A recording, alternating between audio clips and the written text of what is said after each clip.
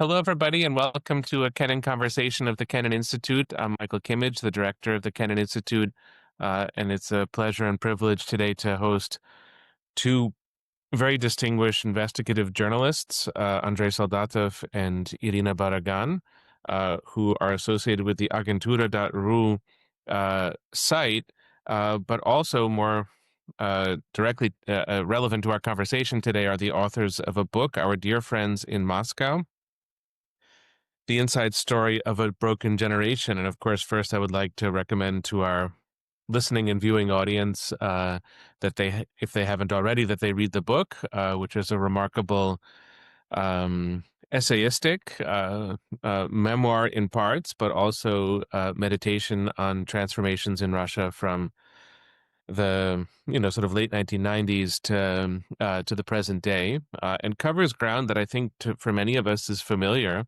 The rise of Vladimir Putin, an increasingly repressive Russia, changes in Russian journalism, and of course the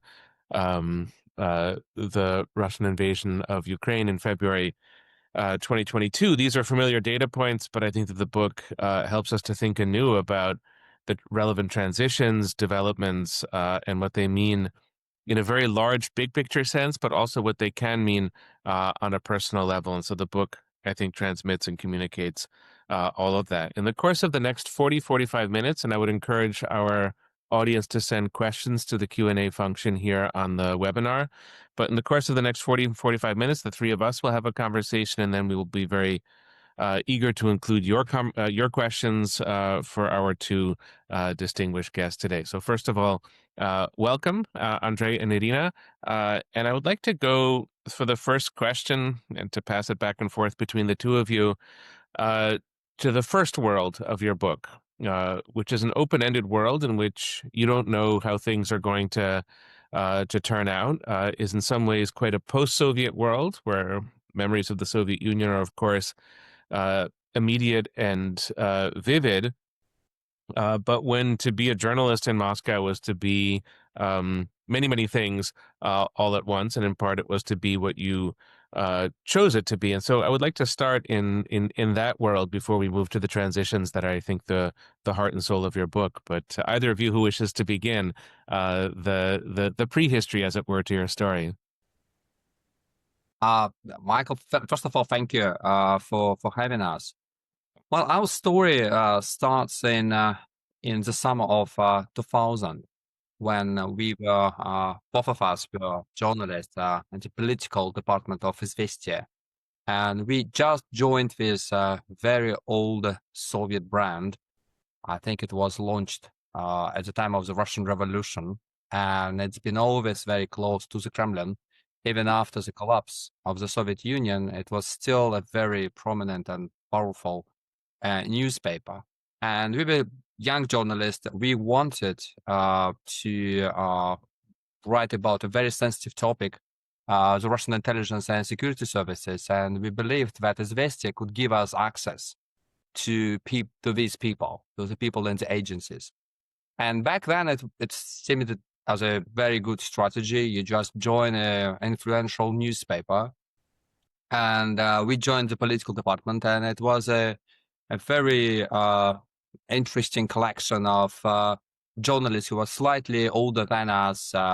Most of them came of age in the 1980s, but they had lots of years of writing about politics, and we were just eager to learn from them because they already covered wars and terrorist attacks and conflicts in many places of Russia, from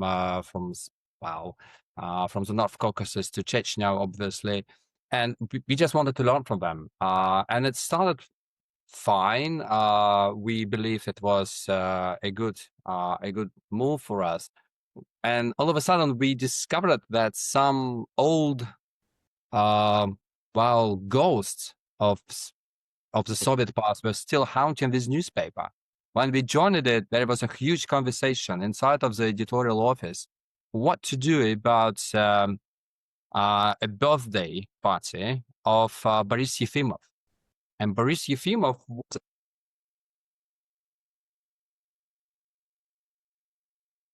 was assigned by Stalin to trash Stalin's political enemies. And well,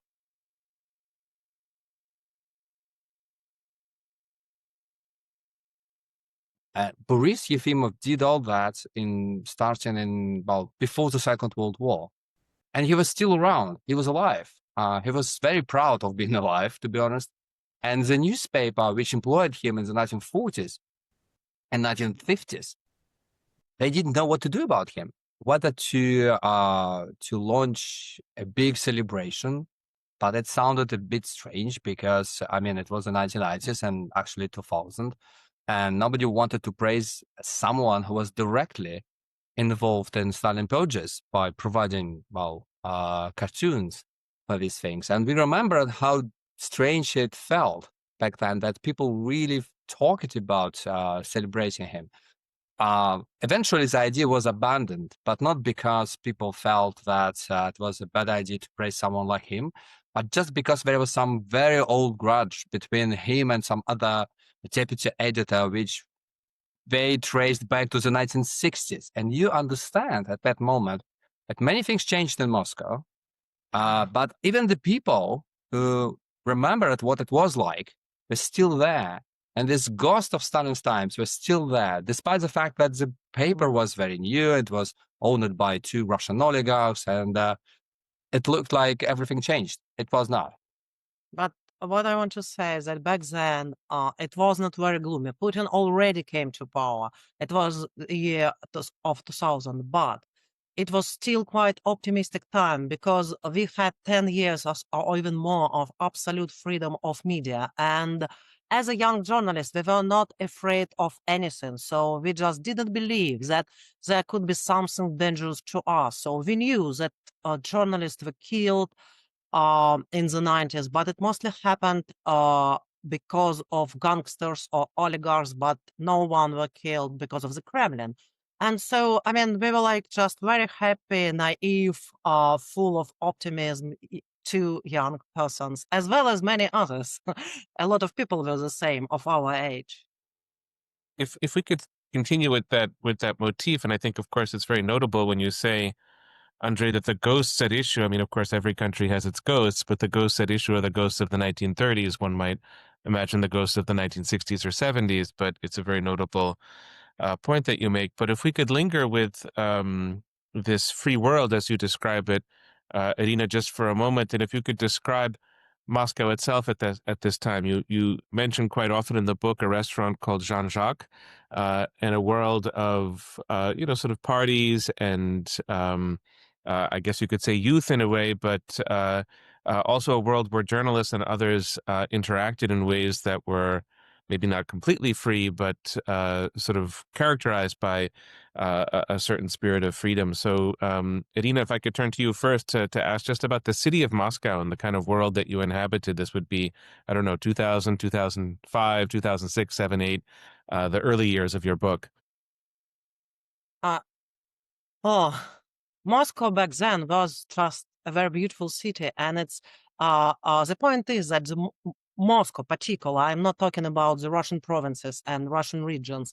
Moscow is getting more and more rich. It's getting richer every day, and it was very visible because new restaurants, pubs, or clubs, they were being opened every day, and there were a group of intelligentsia in Moscow who decided to open, in the 90s, decided to open some restaurants and cafe and clubs, which was made in, I would say, in European fashion. So it should be open spaces for not only for drinking or eating, but also for thinking, discussion, and it was open for everyone. There were not any kind of like membership or restrictions. But it happens that it was mostly visited by people like journalists, professors, intellectuals, I mean, politicians and political activists, and of course, Moscow intelligentsia.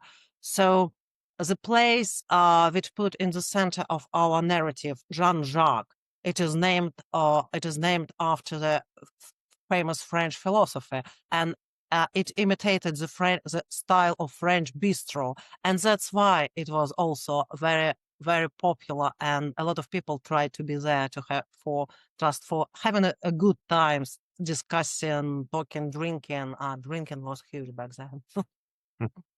It's on the cover of your book. The empty wine bottle on the cover of your book is a signifier of intoxicating times. Andrei, is there anything that you would want to add about the milieu, the world of Moscow itself in those years?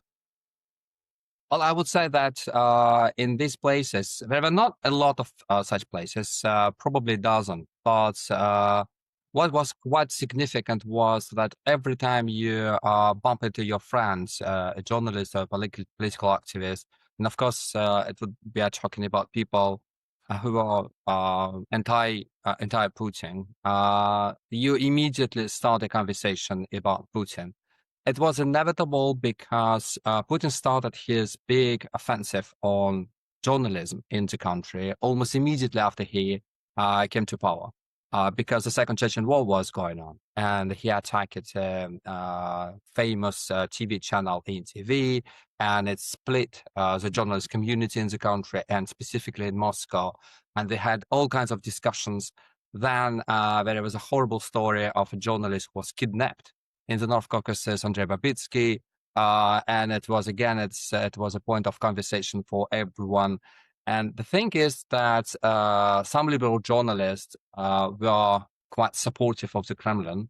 The others, like us, were really, really against it. That is why these conversations were always extremely dramatic, I would say. And it's always like that, like shouting, lots of drinking, of course. And even if you're this kind of very, very emotional discussions about what was going on. So from this world of emotional discussions where it was possible to be many things and to be, Irina, as you said a moment ago, sort of fearless when it comes to reporting, choosing the stories you wish to report on, writing them as you wish to write them. Obviously, the point of your book is that world gradually and then suddenly disappears and changes. And I was hoping you could talk our audience through some of those changes. It's especially interesting the kind of the beginning phases when it's not as if a door just shuts, but the door begins to close. And perhaps Andrei will start now with you to sort of speak about what would they be? Warning signs, indications, some feeling or sense that the ground was shifting beneath your feet, that the world was changing. I think the very first sign was in 2000 when NTV channel came under attack. Then the next big step was a terrorist attack in Moscow in October 2002. First of all, because it was in Moscow. Of course, we all knew that there was a war going on in Chechnya, but lots of people, it's quite understandable from a human point of view, they tried not to think a lot about the war in Chechnya. But in October 2002, this war came to Moscow, to the center of the city. And there was a theater which was taken hostage by terrorists for 3 days. It was a horrible tragedy. And the thing is that this theater was very popular among Russian and international elites who lived at the time in Moscow. So it felt very, very personal.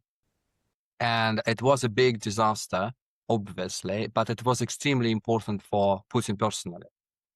Putin, because it was not the very first hostage taken in Russian recent history, what Putin wanted to do quite desperately, he wanted to portray himself as someone who would treat such a situation in a different way, different from the way his predecessor Yeltsin did. So his idea of dealing with a terrorist attack, of a hostage taken, was to give everything to his security services to fix the problem and to proclaim it a victory. And for journalists, the usual, our instinct was to get closer to the place where it was where strategy was developing, and we did. And also when we witnessed how many people were killed, of course, our initial instinct, an immediate instinct, was to report what was going on. And in that, we were joined by many of our colleagues. And we believed at that point that, well, yes, you publish something very critical of the authorities, you might get into some problems, but it would not be extremely serious because we had this memory of the 1990s and the way Yeltsin treated these situations. But under Putin, it was absolutely different. Putin was absolutely desperate to proclaim this operation as a victory, and he attacked the media in a very brutal way. That was the moment we got our first criminal investigation by the FSB. Irina and I, we were summoned and interrogated several times by the FSB. Our media, our newspaper, back when we worked for, came under attack. And it was not a unique story. Lots of the medias were attacked by the Kremlin for officially for providing a room and a stage for terrorists, for undermining the position of the Russian security services, and so on and so forth. That was a crucial moment. And let me give you one example how united back then in 2002 many journalists were. One of the character of our book, Evgeny Baranov, who used to be a journalist and now he runs Kremlin soft power operations from Belgrade in Serbia. He is the chief of Россотрудничество. Back then he worked for a small TV channel and he was a brave journalist. And his TV channel was switched off from air by the Kremlin decision after covering the hostage-taking crisis in Moscow City in 2002. And Evgeny supported us when we tried to tell the truth about what's going on inside the city and how and which mistakes the authorities and the security services made promoting the decision to pump up poisonous gas into the city, which became a reason why most of the hostages, more 125 of them, died. And so when his channel was back to air, he gave us a space and he interviewed us and he aired this interview in his program, which was amazing. And can you imagine this guy, he is the chief of Россотрудничество now in Belgrade. So back then, what I'm talking about, that back then the atmosphere, because it was journalists were not afraid too much, so the atmosphere was absolutely different, and mindset and their view, journalist media view, was absolutely different. It's not like now. It's not like it started. It's not like in later 10 years later or 15 years later. So that takes us, I think, to an interesting point in your book. You mentioned the world of Jean-Jacques, and you have journalists there, activists, people interested in politics, arguing, and some, more supportive of Putin as Russia's president, and some more critical. I think that what we're familiar with in general is the story of the Kremlin's war against Russian journalism and how it begins, and then we will get to the present moment. We kind of know how it ends, or up to today we know how it ends. I think what's less familiar, and I think what your book helps us to understand, and here I would like to start with you, Irina, and then turn to you, Andrei, is the choices that journalists themselves make. So we, in a sense, know that the state has a certain motivation to control the narrative and to tell the story and to make investigative critical journalism difficult and, in a certain sense, at a certain point, impossible. But I'm curious about the journalists that work, because you described parties where you had friends and you had a kind of social network. But that social network begins to fragment and people start to make different choices, sometimes for reasons of money and opportunism, but also, and this is, I think, a revelation of your book, or at least to me, that there are sort of true believers among some of the journalists or some of the crowd that you inhabited, whether it's sort of a nationalist point of view or simply a kind of genuinely pro-Putin point of view. So starting with you, Irina, if you could tell the story of people around you and some of the choices that they begin to make that then changes the nature of Russian journalism. There were a group of people, all of them were journalists. Some were printed journalists and worked for newspaper Izvestia, and some of them were TV journalists as as Evgeny Baranov, whom I mentioned, or his wife, who is now Olga Lyubimova, who is now the Minister of Culture of the Russian Federation and used to be a TV journalist for one not very big TV channel. So my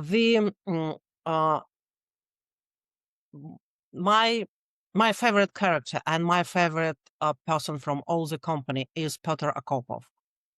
And his flat on Gogolevsky Boulevard, which is in the very center of Moscow, became kind of club for all of us because Petya, because it's in the center and it was just like 15 minutes walk from our office. And Petya was a very hospitable host, so he welcomed all of us to drink with him and his wife. And I mean, as I remember, we were welcomed all the time. You can came to him at the night, and you will be you would have a warm reception. So mostly when summer came, we usually spent a lot of time outside on the boulevard, and it also was beautiful. So all these people, it was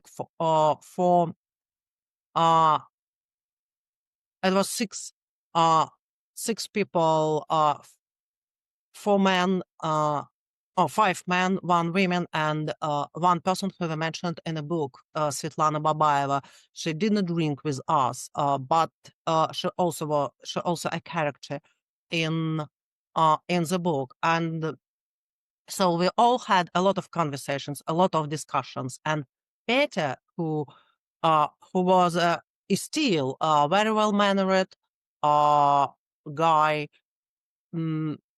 Back then, he was wearing huge glasses and looked like a Russian revolutionary or intelligent, which is very often the same from the 19th century.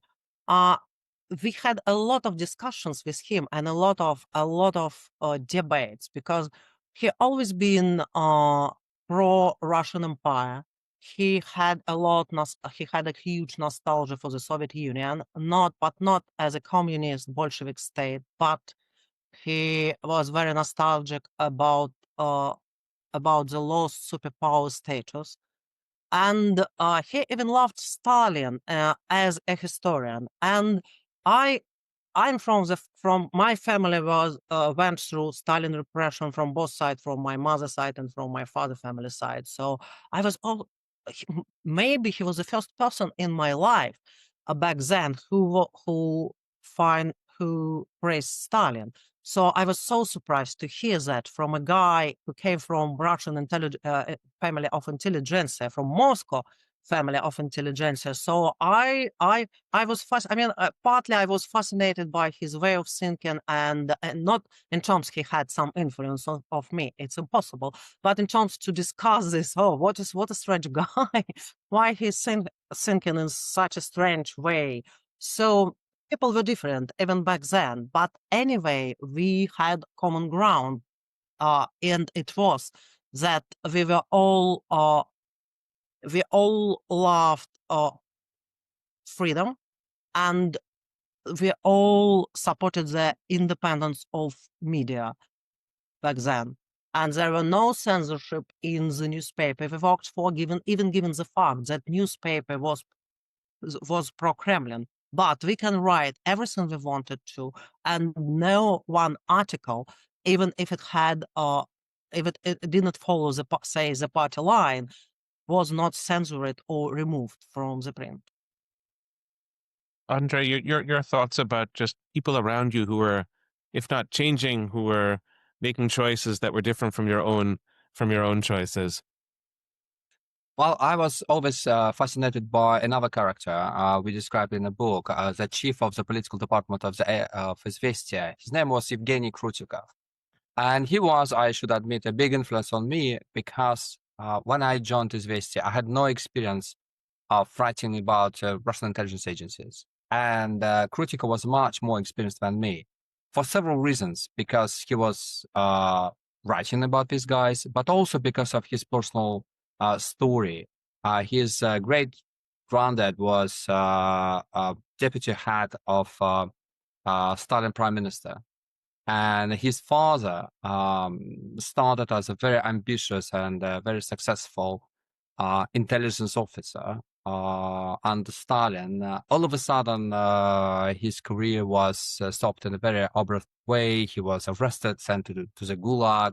So there was a tragedy in his family story. And Krutikoff himself wanted to follow the steps of his father, and he wanted to become an officer in the Russian military intelligence, and he almost did, but then the Soviet Union collapsed, and he moved to journalism. And we always talked about his stories. He shared his experiences, his stories about his father, his granddad, and all of that. I think what is the most tragic, but I think it's also tells you a lot about the way the Russian journalism went through, is what happened to Krutikoff. In 2004, when the country saw another horrific terrorist attack, a hostage taken in Beslan, in North Ossetia. Irina and I, we went to Beslan to cover this tragedy, and literally probably the very first person we bumped into the street of Beslan was Krutikoff, and we lost sight of him for several years. We didn't know where he was, what he was up to, and there he was, standing on the street. And of course, because of our personal connection, we asked him immediately, what he was doing there. And he was very proud to tell us that he came with the security service of South Ossetia. And apparently he was very proud to admit that now he served in the intelligence agency of this small republic. And we all understand, of course, that intelligence agencies of South Ossetia are not very independent from, say, Russian intelligence agencies. This region was always under complete control of Russia. So he admitted very openly to us that he moved from journalism to the world of espionage and security services. And he was there not as a journalist, but someone who worked for these guys. And that was very, very, I would say, yeah, it was a very sad development. And in our book, we trace how some of other main characters of our book also made this move. Evgeny Baranov, already mentioned him. He also at some point started working, if not directly, but he started cooperating with the Russian intelligence agencies. And for us, because we've been always writing about these guys, to see our former colleagues moving to the dark side, to the side of the intelligence agencies, was a very, strange but very sad development. And very illuminating as you describe it in your book. Now, beginning with you, Andrei, and then turning to you, Irina, and I'm happy to see that there is one question in the Q&A function. We'll welcome our audience to send in more, because in about 15 minutes we'll turn the conversation over to you, the audience. But I want to ask about two turning points that, again, from a kind of outside perspective, seem momentous, and I think are in your book. But if you could just talk them through, as you've been talking through these other really subtle and nuanced changes that you're describing. And the first is sort of 2011 to 2012. So, of course, the return of Putin to the Russian presidency amid conditions that are just different from what comes before. And then the second is 2014, annexation of Crimea, and a major geopolitical shift in and around Russia that in some ways confirms the trend lines that are hazy and dimly visible in 2011, 2012. I think they become more visible in 2014. But to start with you, Andrei, and then to turn to you, Irina, to talk through these moments, sort of the second version of Vladimir Putin in 2012, and then 2 years later, the annexation of Crimea as a significant turning point. We're not here talking about diplomatic relations, but a significant turning point in Russian journalism. Yeah, you're absolutely right. It looks like, especially now, that 2011, 2012 was an absolutely crucial moment in recent Russian history, judging what happened to our characters. when the protest started, and they started when it became clear that Putin was going to get back to the Kremlin, and there was no chance for Dmitry Medvedev to stay in the Kremlin, and lots of people in Moscow got really frustrated and pissed off because, well, the usual thing people started doing was counting years, how many more years they would need to live under Putin, how old they would be when Putin would be finally gone. And even now, we don't know the answer to this question. But the interesting thing that when the protest started, Petya Akopov was writing in a very active way, and he was on social media. Back then, the most popular platform was LiveJournal and Facebook, and he was posting almost every week something about the protest. And he started at the beginning of the protest by attacking Navalny, Alexei Navalny, who was an emergent star of the Russian opposition movement. But at the beginning of the protest, he wrote that it would be quite enough to expel Navalny from Russia to, of all the places, to New York. But even now, I don't quite understand why it should be New York, to practice as a lawyer. That was his main idea. It was very visible that he was very pro-Putin. He wanted the protest to fail, but his solution to that at the beginning of the protest was to send Navalny to New York. And exactly a year later, in the beginning of 2012, the same Petya was posting that because the protests were still there and people were not happy with Putin, it's time to kill Navalny. He openly posted that. And it was such a shock for us because for us it reflected how a mild-mannered Moscow intellectual on the side of Putin can make this journey from just promoting maybe quite honestly Putin's line about what was going on to outright aggression and actually calling to kill someone. And it was absolutely clear that he didn't believe that Navalny had committed any crime. He just wanted to remove him from the political scene of Russia because he believed that Navalny could start a new bloody revolution. And from Petya's point of view, everything was justifiable to stop another revolution, even an assassination. And for us, it was absolutely horrible. And the second character, which I think, is quite interesting here, is Olga Lyubimova, a wife of Evgeny Baranov, and at the time, a former wife now, but at the time she was a TV journalist, not political, she was not involved in any kind of politics, but she was very open, also publishing her thoughts on LiveJournal. And at some point in the middle, I think it was December, January of the protests, she posted what she called Lyubimova's manifesto. And I think it's a very remarkable document. And in this manifesto, she wrote that I'm watching her, I see that many of my friends are going to the streets to protest. I don't see the point. I don't understand why they are doing that. As a woman living in Russia, I longer accepted that the only strategy to survive in Russia is just to do what a woman being raped is doing, just to accept your fate and try to spread the leg and try to enjoy it. It was just such a horrible way to accept that in Russia there can be no changes.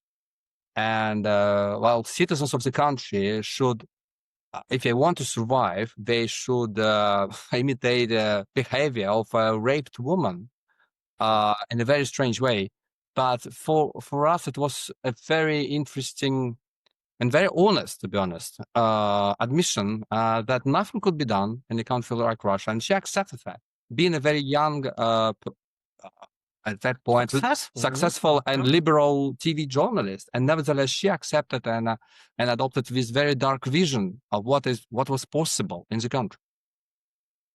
Irina, if we could turn to you, and it's really the same question once again, whether it's 2011, 2012 as a transition point, or 2014 with the annexation of Crimea, what you were observing.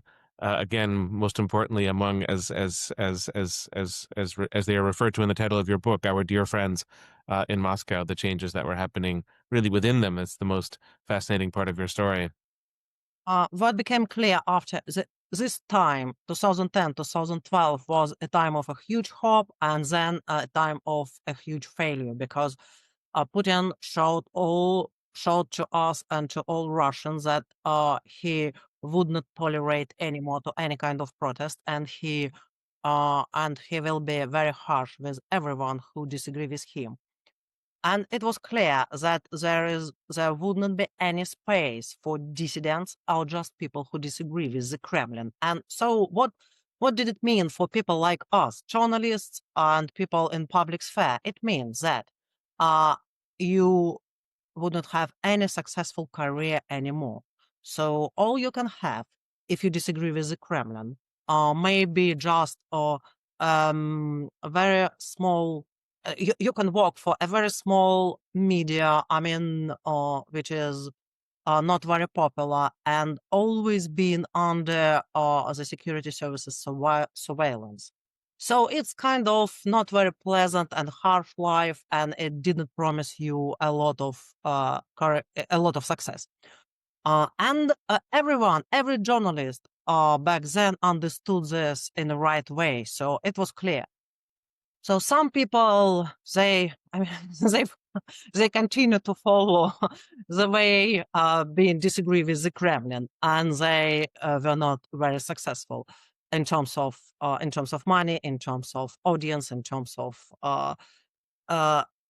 personal happiness, all these things. But other people, our dear friends in Moscow, our characters in our book, they got this rightly. And that was the moment that they became completely pro-Kremlin. They decided that this is the end, and they have to follow the Kremlin narrative 100%. There were not a lot of honesty anymore, not a lot of jokes about the Kremlin's wrong path, or something which was allowed before that. So that was the moment they understood we have to follow the Kremlin narrative 100%, and then we have to demonstrate that we are supportive, we are pro-Kremlin, and they all became very aggressive. Yeah, and I should also probably mention that it was at that time in 2011 and 2012 when it became very personal for us, between our former friends and us, because at that moment there was a list of enemies of the Kremlin, which was posted online and was making rounds online, and Petya Kopov reposted this post, and there were our names on this list, and that felt very, very personal. My final question, and there are many excellent questions already in the chat. Please send more if you wish. But we have a lot to work with already. My final question, and I'll start with you, Andrei, and then turn to you, Irina. And since we at the Kennan Institute are always eager to speak to students and to scholars and to researchers, I'm thinking of the period from 2015 to 2022. So these are 7 years when I would say in the United States, people paid a bit less attention to Russia, sort of post-Crimea and the first Trump term, and then COVID, and I think Russia really fell into the background. In the U.S., I don't know if that's true in Europe as well, but I don't think that even now there's a very clear sense of what transitions were at work in those years. But to me, it's self-evident that those years, 2015 to 2022, are just momentous for Russia. These are very, very significant transformations because, of course, this brings us to the moment of the full-scale invasion of Ukraine in February 2022. And so, once again, I'm not asking you to explain the Kremlin. That's for another conversation and another moment. Again, I'm thinking of Russian journalism And starting with you, Irina, just the kind of key transitions, whether it's in your circle among people that you knew, or just in general with Russian journalism from 2015 to 2022. Already in 2015, as you're describing, the trend lines are quite negative: increasing surveillance, fewer professional opportunities or none at all for people who are independent journalists, a far more aggressive Kremlin, and a number of journalists who previously may have been liberal or part of the intelligentsia, with some space between themselves and the Kremlin, becoming closer to the Kremlin. So you've noted all of that, but I'm curious, between 2015 and 2022, what else you would draw out as an important thread of the story. So to start with you, Irina, and then to turn to you, Andrei. That was 2014 was a blow. After the annexation of Crimea, as you remember, the pro-Kremlin separatists in Donbass took down the plane MH17, and I remember this moment as they did it again. And what came to my mind back then was the South Korean plane, which was took down by the Soviets many years ago, and I thought that it would never happen again, because it's civilians, and the Kremlin denied all the allegation, and it still denies all. And the reaction of the media was, no one stopped. These are dozens and dozens of people who were killed for nothing, and they were not a participant of the war, and they were not a participant of this conflict between the Kremlin and Ukraine, and they all died. And no one, no Kremlin agency or pro-Kremlin TV channel or no one journalist from this side say any word in favor of these people. And that sounded to me like a real blow, because I didn't expect that no one say anything.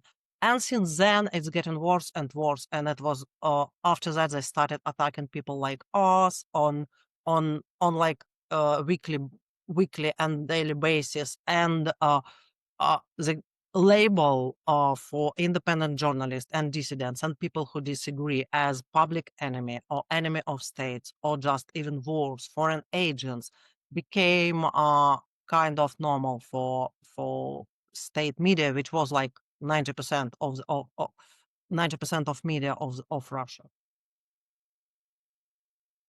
I think the assassination of Boris Nemtsov in 2015 was probably the last time when we saw many people, Muscovites, on the streets protesting, and it was at the same time probably the sad, because Nemtsov was such a cheerful person, and that was the first impression you get out of him. And lots of people loved him, not because what he was doing, just because the way he was acting, and he in a way he was so alive, always alive and cheerful. And all of a sudden you see him dead, and that is why so many people went to streets. And after that, I think it was clear that there would be nothing but more repression. And to be honest, Putin changed his pact with Moscow, and not only Moscow, urban intelligentsia, and the space which was before allowed, for instance, with small media, were closed down. And Putin, actually immediately following the annexation of Crimea, Putin made a speech about national traitors, and websites of Russian independent media were blocked. It was that started a big attack on internet freedoms in the country, and also started persecution of people for what they've been posting or saying online. And it just became like a never-ending like series of news about this guy was detained in this region or that region, and nobody understand the clear reasons for that. I think what became a big moment just before the full-scale invasion was the COVID crisis, because that was a moment which was used by the Kremlin to completely outlaw any protest on Russian streets. Well, the Kremlin just used the pandemic as an excuse to ban everything. And of course, people were outraged when Putin made himself a czar by using a Soviet cosmonaut, Tereshkova, to change the constitution. But there were no big protests on Moscow streets because it became virtually impossible.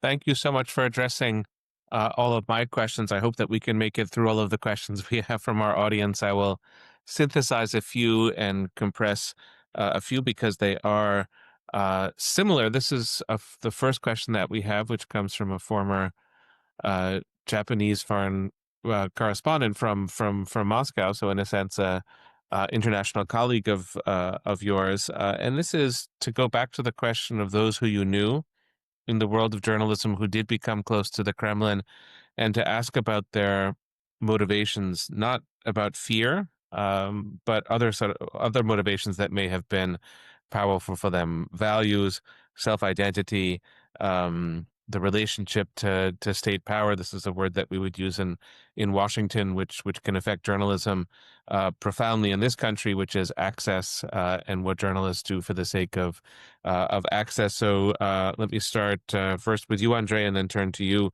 Irina, for the motivations that people had, as best you could understand them, that were not fear or pure opportunism. The interesting thing about, because of course we asked ourselves this question when we were writing the book, and we posed this question to our characters, to the people who agreed to talk to us.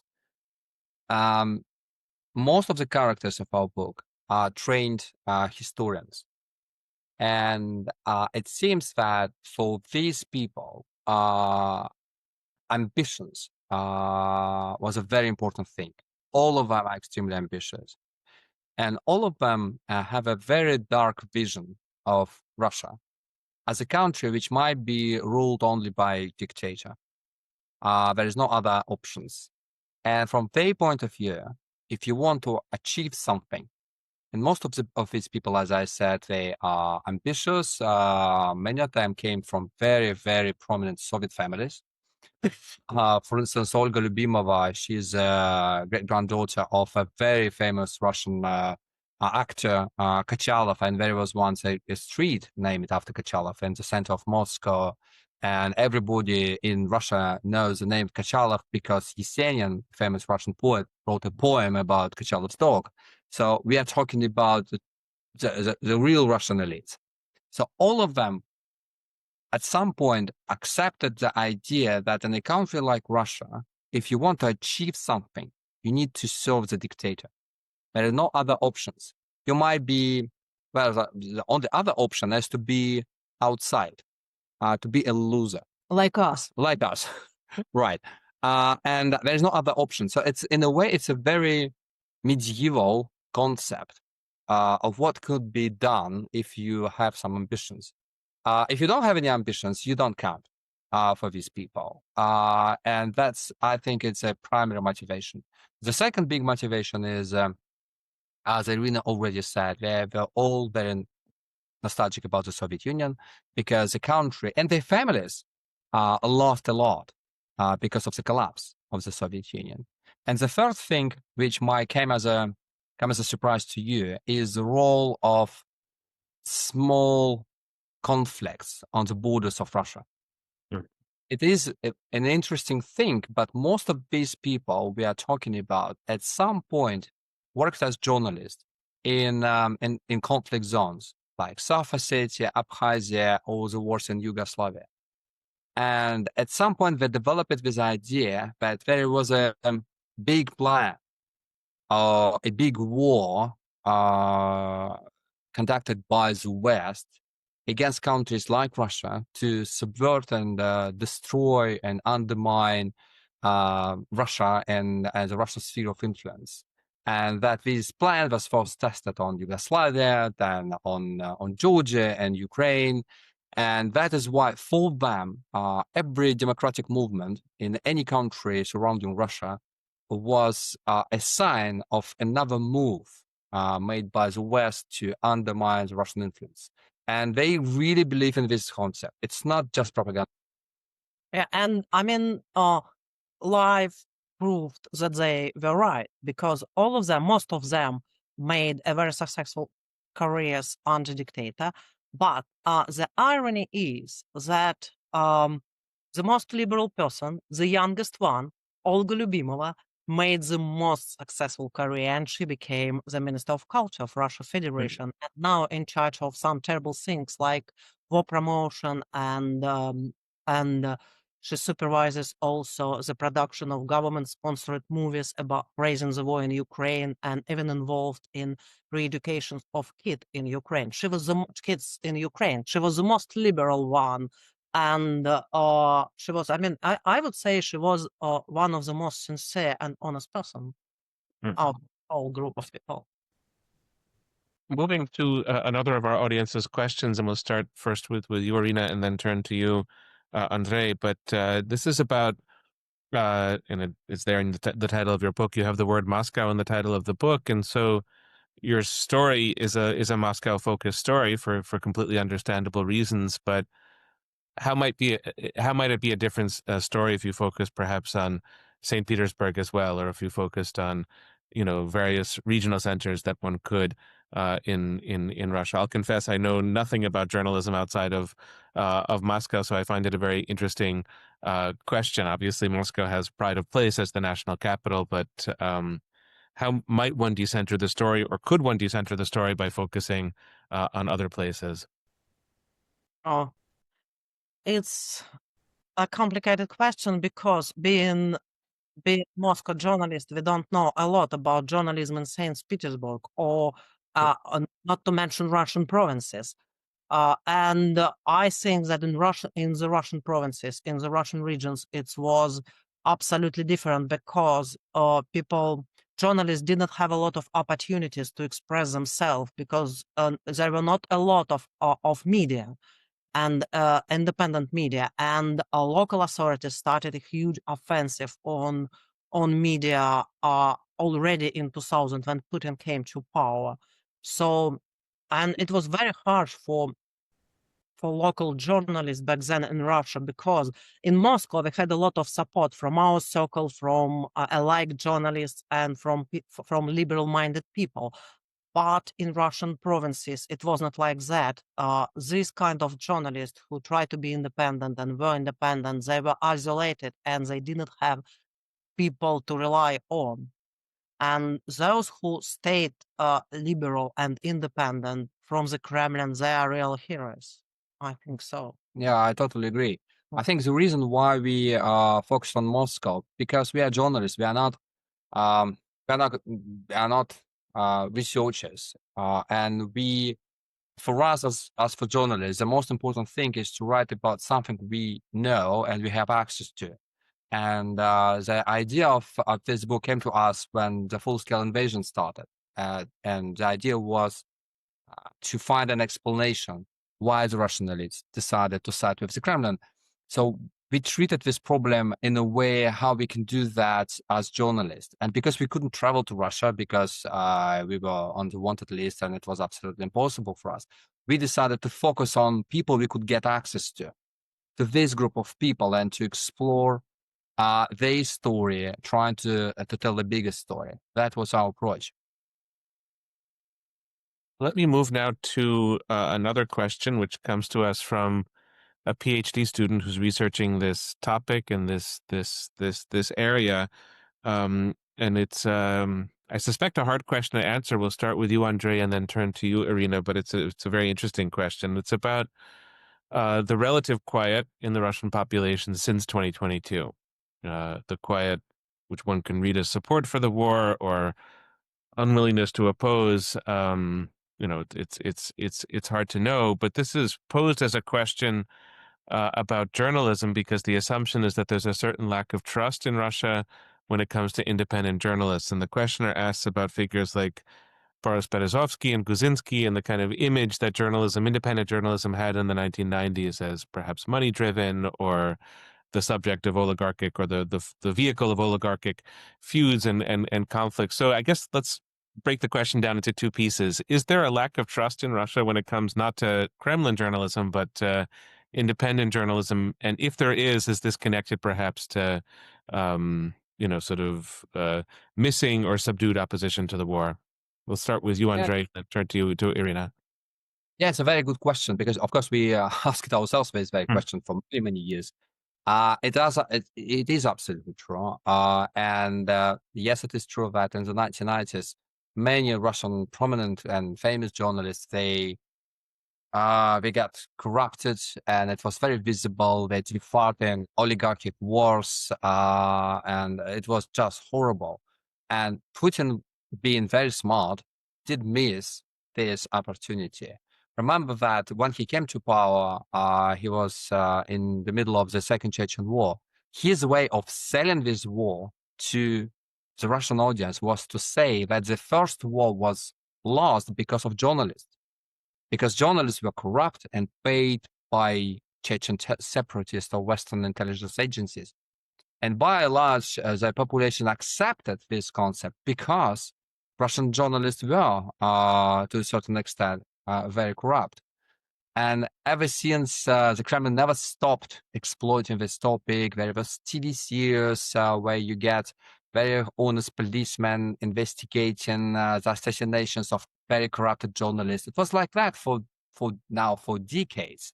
So yes, absolutely. Of course, the Kremlin was very good at exploiting this problem, and it was very difficult to fight back because as a result of Putin's attitude to information, and probably thanks to his background as a securities service officer, in a way, the Kremlin shut down the door to all kinds of journalists.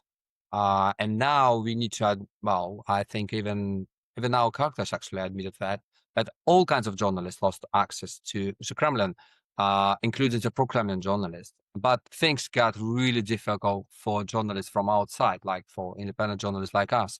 So of course there are problems here that if you do not have a proper democratic system, independent journalists could do only as much as they could, and that is not a lot. So we cannot give our audience a whole picture of what is going on. But what we can do, we can at least tell the truth about what is going on in Ukraine. And there are lots of really good Russian media in exile which are doing exactly that. And I want to bring some optimism into this very sad and gloomy picture that Andrei draw for us. I remember that the times which in the late 80s and in the early 90s, trust in quality, honest journalism in Russia was so high that my parents, their friends, my parents are engineers, and as well as all their friends and their circle, they believed literally everything that was published in newspapers, which, I mean, most of them were pro-Gorbachev and liberal, and they just trusted into quality journalism a lot. And after we failed, I mean, journalists, we failed our task, our mission. But I mean, it does not mean that Russian people are not ready to believe in us, in our journalism. We have to try to harder. Yeah.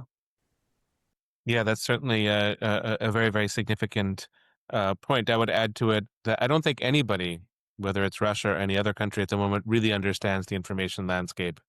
It's a function of so many recent technological changes that what the very notion of the public sphere, all we can say is that it is in 2025. It's just so different from what it was 20 years ago. And so I agree that to make categorical judgments of a positive or a negative nature is very risky. And so this takes us to another question, actually, sort of relates very well to the previous one, I would say. And this is not so much about the Russian public or about independent journalism, but about Kremlin journalism. And it seems to me that the benefit for the Kremlin of having people come independently and come from the world of modern media is that it made Kremlin media operations over time, I mean, maybe not in the 2000s, but over time, much more sophisticated. And if you do compare today's Russia, or, it would be interesting to get your thoughts about this, you compare today's Russia with the Soviet Union, it does feel like Putin has instruments of persuasion that are, again, much more sophisticated than what the Soviet Union had. It's sort of the look and the feel often of modern journalism, and yet the substance is a government's effort to lead and often to mislead the population. And so whether you wish to reflect on this in terms of the personalities that you worked with and how they entered into the orbit of the Kremlin, or just in general, let me start with you, Irina, to sort of ask about the absorption of not modern media as such, but the absorption of modern media techniques into the way that the Kremlin manufactures, produces, and controls the news in Russia. I absolutely agree with you. The Soviet propaganda was absolutely, at least in the 80s, it was absolutely boring, old-fashioned. I mean, no one believed this, and newspapers were just really, really disgusting. I mean, I hardly believe that anyone read newspaper Pravda, the truth, for getting some information, unless he was a party official or someone like that. And the Kremlin propaganda, they started also in a very boring way, but like 15 years ago, they shifted into new media techniques and propaganda techniques, and all discussions on the pro-Kremlin TV channels became very, very emotional. People started disagree with each other. I mean, they all in favor of the Kremlin, but they started quarreling with each other, shouting at each other, and this emotional moment attract a lot of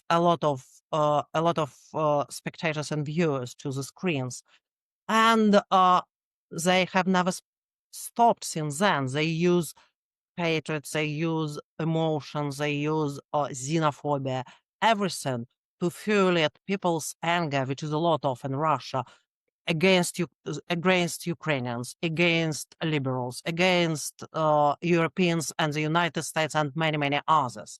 So I have to say that it was very successful.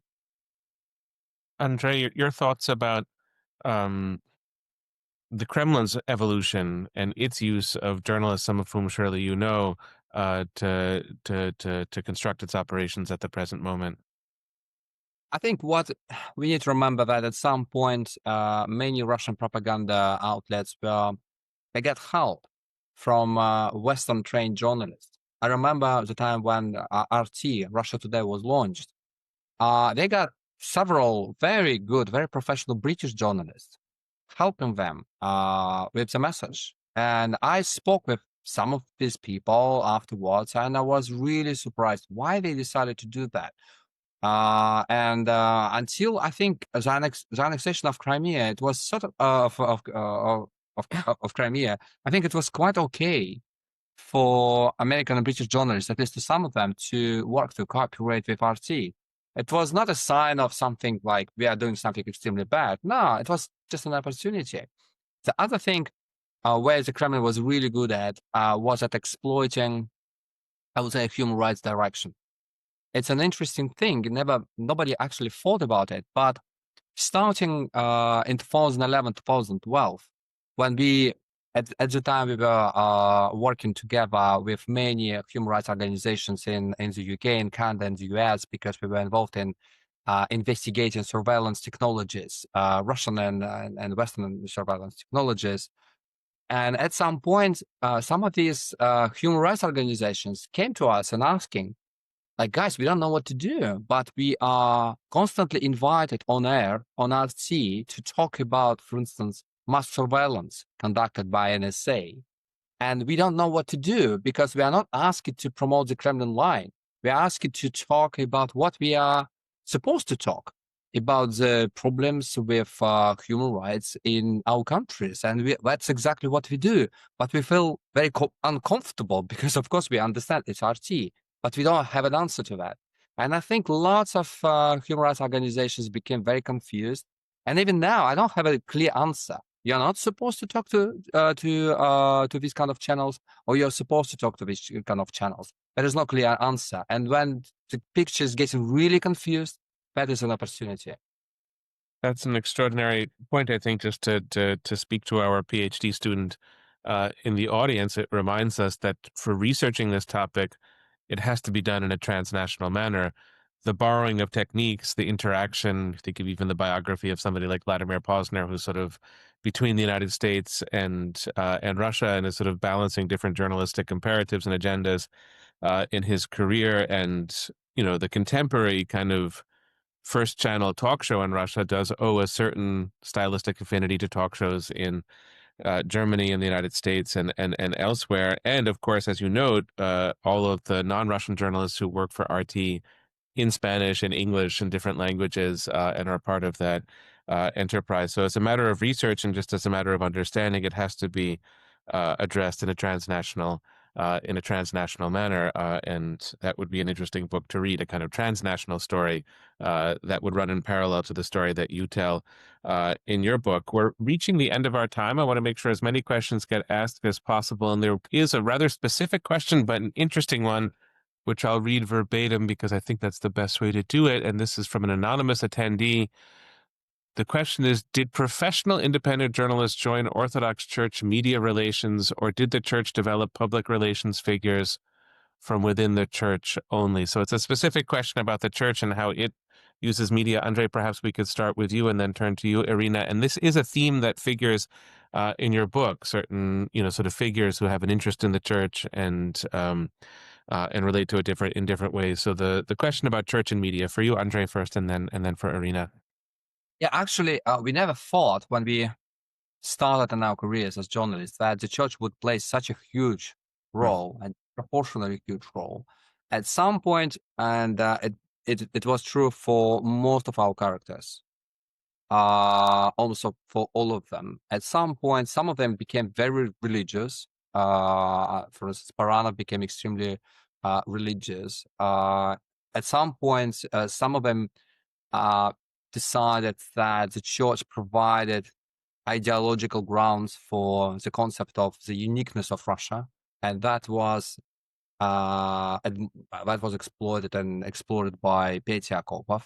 Some of them made their careers, they started their careers in the outlets affiliated with the church. And that was certainly the case of the present day Minister of Culture, Olga Lyubimova. She started at a media outlet which was part of the empire of the Russian Orthodox Church. And it helped her in her career. She made a documentary about the patriarch, and that again helped her. Her former husband, Baranov, also made some documentaries about the church, and it always helps, apparently. Even when Olga Lyubimova went and made a mistake, we would say, when she made a post about, it was a very embarrassing thing, when there was an interview for Medvedev and Putin planned, and usually these kind of interviews take place in Ostankino, which is the headquarters of major Russian TV channels. And she posted a story that on the eve of the visit of Medvedev, the urinals in this building were lowered for 10 centimeters. And of course, it produced a huge scandal because everybody knows that Putin and Medvedev were quite short. And we expected her to be fired, but it never happened. And apparently, the church connections helped her to survive this crisis. So yes, it is a very big thing.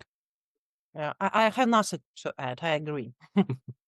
Well, then this takes us to our final question. We can start with you, Irina, and conclude today's conversation with you, Andrei. And this is the question about recommendations. Now, your book is not one that concludes with the recommendations for journalists in Russia or elsewhere about how to pursue independent journalism. But I think it's very clear that it's a cautionary tale that you tell, and perhaps could even be described a bit melodramatically as a tragedy, or the microcosm of a kind of larger, a larger tragedy of information, misinformation, disinformation, propaganda, etc. But if you could conclude, Irina, with one or two thoughts about recommendations, and maybe let's keep the recommendations to people who would be working in this case, sort of an independent journalist working now in Russia. What recommendations could you spin from that situation? How does one, sort of attempt to do it? What would be sort of a way that somebody under difficult conditions could keep on with the pursuit of independent journalism? Oh, to be honest, I'm not in a position to recommend anything to journalists in Russia because I'm here in a relative safety, still living under police protection in London. But people who are continue to do journalist job in Russia, they are under extreme danger. And there are some journalists who still try, I mean, many of them who are still trying to tell the truth and to send information for independent, for Russian media in exile. And there, I mean, I can't recommend them anything except for be safe. Take care of yourself because we still get information from them, but it's very hard, and we all should understand how precious and how brave these people are. Absolutely. That rings entirely true to me. If I could modify the question just for a moment, Irina, and then turn to you with Andrei with the same question. Let's just put it this way, sort of recommendations to journalists who believe in independent journalism, but are facing some kind of repression, because that repression is very, very widespread in 2025 and comes in many different forms in many different countries. But if you could just offer a recommendation about that, what is a way of sort of continuing to adhere to independent journalism when there's the threat of political repression? Well, for me, to be honest, it's my personal approach. Maybe it could not work for anyone, but when I faced with some really big like crisis in my career, I always thought that journalism was not invented in Russia, but it's an international thing. And to be honest, to feel that you are not alone, even if you feel that the situation is really horrible, but just to feel that there are other people who went through the same problem and you can actually talk to these people, it's a very gratifying thing. And it saved me several times, to be honest. Literally, I think I stayed in profession because I wanted to be still part of this international community of journalists, and we all have too many things in common. I think that seems to me like a good note on which to conclude our conversation about the international community of journalists. You might also add to that the international community of readers, which is invisible at times to journalists, but of course very present and can be very powerful. I think that your book, to sum up in just one or two words and to universalize your story, is a story about how things can change, how abruptly they can change, how surprising those changes can be. And for any who have not read the book yet, I'll just hold it up here for a moment. It's a very remarkable story and a very illuminating book about the last 20 years in Russian politics. So it's nice to have occasion to thank you for this conversation, but also to thank you for the book, Irina and Andrei. And once again, thanks so much for us today. Thank you for having us, Mike. Thank you very much, Michael. It was a pleasure. Thank you. Bye.